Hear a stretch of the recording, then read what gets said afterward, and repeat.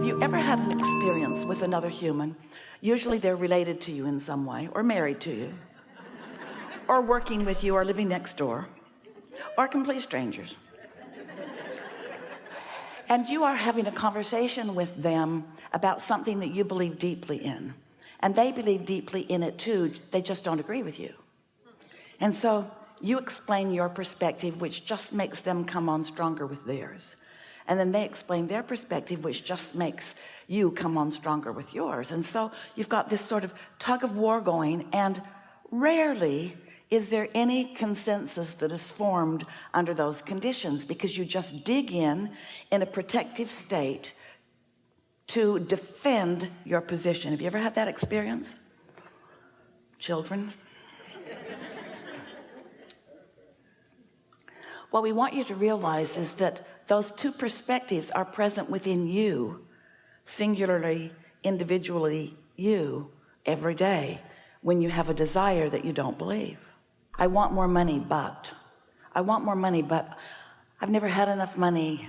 I don't know anybody that really has enough money.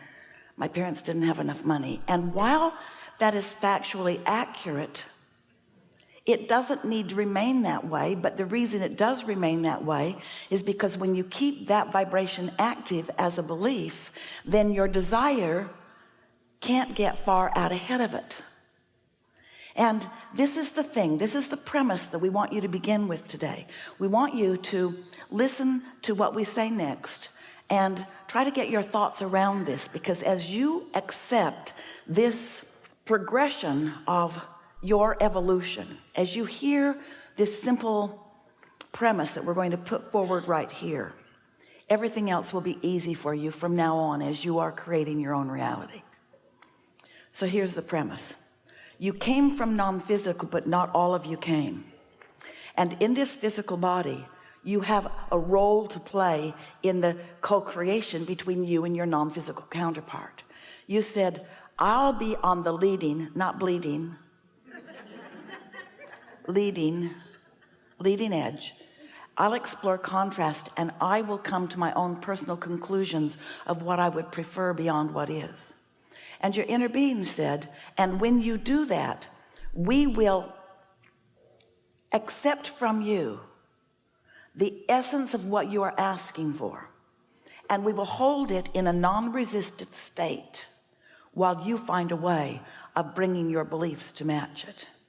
In other words, if you lived in a time and a space where there was not enough food, and starvation is what was happening all around you, and your desire for abundance of food, not just for your belly, but for the bellies of those you love, for the bellies of those that you don't even know, you and however many of you that are having the experience, usually millions, are launching rockets of desires, and all of your inner beings are receiving those requests and holding purely that thought of abundance of food.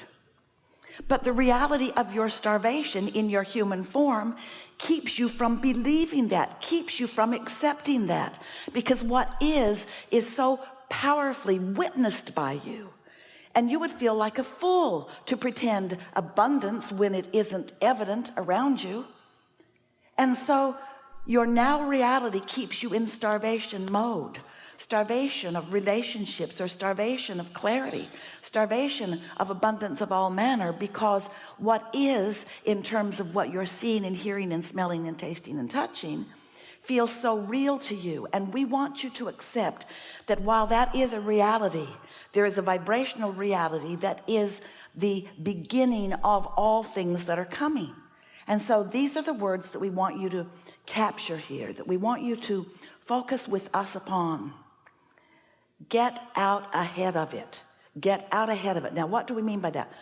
So you know what you don't want, you know what you do want. Your desire got out ahead of your belief. It got out ahead of it. In fact, it got so out ahead of it, atomic bomb compared to firecracker kind of ratio. It got so far out ahead of it that source and that which you call God and all manner of that which is goodness, all non-physical, is focused with you on your new out ahead of it desire.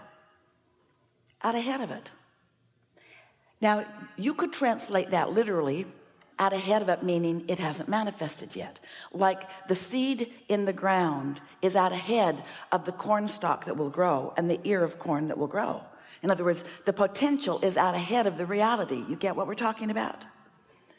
But if the farmer didn't believe in the process of the seed becoming the ear of corn, then he would never plant the seed.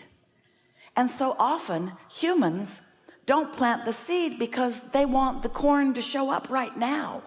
Now we know you get that in terms of corn, but we want you to get that in terms of everything. We want you to realize that when you launch a rocket of desire, that's a seed that is germinating in this vibrational reality and being tended by the gardener of all gardeners, that which is source energy in your inner being, and it will become that which you want it to be, but you will not witness it if you are contrary to your own desire. You see what we are getting at? You've got to find a way to believe in your own desire. You've got to believe in your own desire, which means you've got to understand the process. You've got to understand that there is a vibration that is becoming a thought, and a thought that is becoming an impulse, and an impulse that is becoming a manifestation. In fact, let's call the thought a manifestation too, and let's call the impulse a manifestation too. In other words, let's start watching for the evidence of your desires turning to things that you can witness, rather than needing the thing to be there first so that you can then believe in it. Humans say, well, I'll believe it when I see it. And we say, you got to believe it before you see it, or you can't see it. But what trips you up is that there are other things that you can see that have been created by others, or that were here when you got here, or that are easier for you to believe. So you don't quite make the equation that you, as a creator, as a master of creation, have some mastery to accomplish, and you can't be lazy about it. You got to pay attention to what you're doing vibrationally. You can't just complacently move along through life observing what you want. That's a good thing because you create more of that. But when you observe what you don't want, not so good, because you create more of that. Because this is a universe based upon attraction. There's no exclusion in this universe. So when you see something that you want and you say yes to it, you're saying yes to something that you want, and there's a very good chance that you are non-resistant to that, and so it will flow easily, usually quickly, into your experience. But when you see what you don't want and you shout no at it, you're really saying yes to the thing that you do not want. So you're saying yes to not enough money, at the same time you're saying I want more money. I want more money, and yes, I want not enough money. And you want to say, no, I'm not. I'm saying yes to money and no to not enough. And we say, no, you're not. You're saying yes to money and yes to not enough money. You've got a tug of war going on inside of you, because in this universe that is vibrational, it's not verbal. Strange we verbal so much. This is not a verbal universe. This is a vibrational universe.